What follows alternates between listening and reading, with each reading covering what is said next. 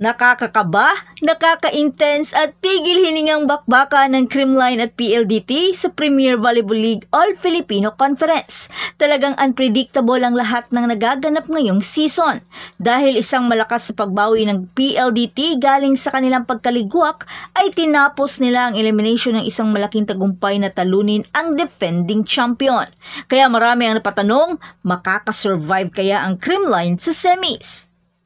Pero bago pa man ang lahat, kung hindi ka pa nakapag-subscribe, please like and subscribe at pakispike na rin sa bell button para lagi kang updated sa mga volleyball ganap.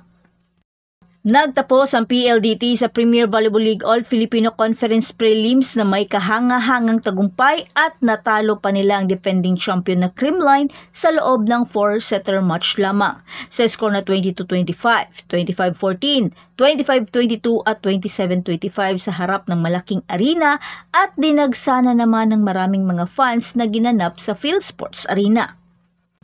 Bagamat matagumpay ang kanilang panalo, kaunti lamang ito ang nakapagpapawi sa kanilang pagkadismaya dahil sa kanilang naunsyaming pangarap na makapasok sa semis. Ang high-speed hitters ay nagtapos ng kanilang kampanya na may 8 panalo at 3 talong record na pareho sa Cool Smashers. Ngunit secured na ang Creamline sa pagtungtong ng pwesto sa semifinals kahit ano pa ang resulta ng kanilang laban dahil sa mas mataas nilang puntos na 24 points kumpara sa 23 points ng PLDT. Ang pagkatalo ng Creamline, ito ang pangalawang pagkatalo rin nila sa kanilang huling 4 na elims na laban na nagdudulot ng pag-aalala tungkol sa kanilang kondisyon at kumpiyansa sa pagpasok sa mahirap na semifinal stage na magsisimula na sa Martes. Sa katunayan, nangunguna ang PLDT sa liga ngunit natalo sa 2 mahalagang laban noong nakaraang linggo na halos sumira sa kanilang pangarap na makapasok sa semifinals. Samantala, si Savvy Davison ang nanguna sa puntos na may 27 points habang nag-ambag sina Erica Santos at Fiola Sabalios ng 15 at 13 points. Pero sa first set, sobrang dikit na ng laban. Umpisa pa lang halos wala ng lapagan ng bola. Pero dahil sa tindi ng net defense ng Creamline, kaya nakuha nilang makalamang sa PLDT. Bagamat naging intense ang bakbakan sa dulo dahil sa mga unforced error na nagagawa ng Creamline, kaya muntikan pa itong mahabol ng PLDT. Pero buti na lamang at nagawang nairaos ni Pangs Panaga sa isang running attack ang first set sa score na 25-22. Pero sa second set, nagawang malimitahan ng PLDT ang mga atake ng Creamline, kaya lumobo ang mga errors nito at nawalan sila ng balanse. Malaki rin ang naging ambag ni Arado dahil sa kanyang mga magandang reception at floor defense na nagpahirap palalo sa Creamline, kaya dominante nilang nakuha ang second set sa score na 14-25. Pero sa third set, nagising na ang Creamline at agresibong nakikipaghabulan sa kalamangan ng PLDT. Pero sa puntong ito, nakikitaan na ang Creamline na nahihirapan sila sa mga mabibigat na binabagsak na mga atake ng PLDT.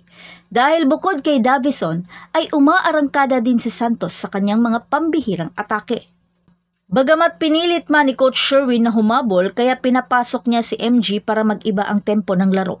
Kaso, PLDT, nasungkit na nila ang momentum at nakuhang ma-set point ni Samonte sa isang off-the-block hit at isang quick attack naman ni Palumata ang nagbigay sa PLDT na makuha ang panalo sa third set. Sa fourth set, dahil sa tindi ng bakbakan, di naman naiwasang magka-cramps at muntikan pang ma-injured si Arado dahil sa kanyang mga buwis buhay dive. At dito na nawalan ng balanse ang PLDT at nagkanda error na. Kaya isang malaking asset si Kath sa larong ito dahil sa kanyang mga steady receive at floor defense. At dito naman bumanat ng husto ang Creamline upang makalamang sa score. Pero nang bumalik na si Arado sa court, dito na rin nag-umpisa ang bangungot ng Creamline. Makailang beses nilang iniiwas kay Arado ang bola pero ito pala ang dahilan ng kanilang mga error hanggang sa nagawa ng maitabla ni Santos sa 22 all. Sa punto ito halos wala ng lapagan ng bola dahil sa tindi ng mga long rally.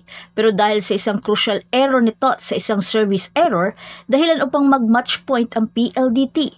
Pero nagawa naman ang paraan ni Tot sa Gemma upang maitabla sa score na 25 all. Pero Santos ayaw pa rin paawat at nagbigay ng isang combination play kaya sa pangalawang pagkakataon na i-match point niya muli ang PLDT. At sa isang monster block naman ni Majoyke Valdez kaya nasungkit nila ang panalo sa score na 25-27. Talagang timing sa error ng Creamline ang nagpapanalo sa PLDT at tinake advantage ito agad ng high-speed hitters. Battle for pride na lang ang nilalaban ng PLDT pagkatapos matalo ng Gallery sa Cheritigo. Talagang wala na silang pag-asa na makapasok ngunit simula naman ito na makuha ang kumpiyansa para sa susunod na season. Ang tanong ng karamihan, makakasurvive kaya ang Creamline pag ganito pa rin ang laruan nila sa semis? Habang malakas naman ang usap-usapan na baka mawala si Tots sa mga unang bahagi ng laro dahil sa COVID draft nito kasama si Mylene Paat ng Cheritigo. Well, bilog pa rin naman ang bola at sa tingin ko naman malalakas pa rin ang mga bangko ni Coach Sherwin.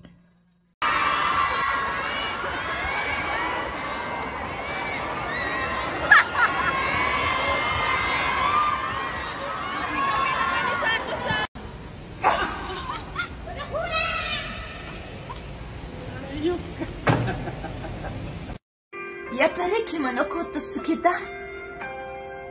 この先、未来義どなろうかなんて。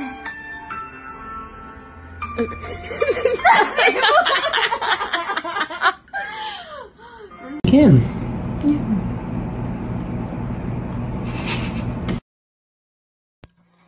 So that's it. Thanks for supporting this channel and please don't forget to like and subscribe and spike the notification bell para lagi kang updated sa mga valuable ganap. And thanks for watching.